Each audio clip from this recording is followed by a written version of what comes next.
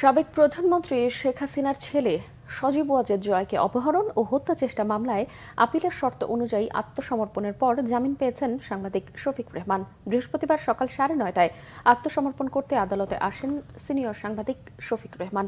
পরে সকাল 10:30টায় শুরু হয় শুনানি শেষে ঢাকা মহানগর দায়রা জজ জাকির হোসেন গালিবের আদালত তার জামিন মঞ্জুর করেন। একই সাথে এই দিন তার পক্ষে খালাস চেয়ে আবেদন করেন তার আইনজীবীরা। গত 30 সেপ্টেম্বর প্রবীণ এই সাংবাদিক ঢাকার সিএমএম আদালতে আত্মসমর্পণ করেন। এরপর তার বিরুদ্ধে জারি করা গ্রেফতারি পরোয়ানা প্রত্যাহার করেন আদালত। চলতি বছরের 22 সেপ্টেম্বর শফিক রেহমানের সাজা 1 বছরের জন্য স্থগিতাদেশ জারি করে স্বরাষ্ট্র মন্ত্রণালয়ের সুরক্ষা সেবা বিভাগ। বেগম খালেদা জিয়া, তারেক রহমান সহ বিএনপির সকল নেতাকর্মীর মামলা এই আদেশেই বাতিলের দাবি করেন সাংবাদিক শফিক রেহমান। মিথ্যা মামলা থেকে অব্যাহতি দিতে হবে, এই চার্জ ফেলে দিতে হবে।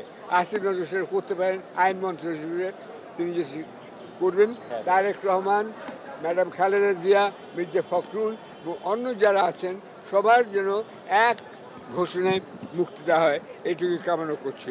স্বরাষ্ট্র মন্ত্রণালয় সাজা স্থগিত করেছে, আমরা আপিল করার শর্তে এবং এইখানে সারেন্ডার করে জামিন নেওয়ার নির্দেশনা ছিল, সারেন্ডার করে জামিনের প্রার্থনা করেছি, জামিন মঞ্জুর করেছে এবং আপিল করেছি যাতে যেই সাজার আদেশ অর্থাৎ কনভিকশন এবং সেন্টেন্স দেওয়া হয়েছিল সেটা বেআইনি, সেই বেআইনি ঘোষণার জন্য এই আপিল।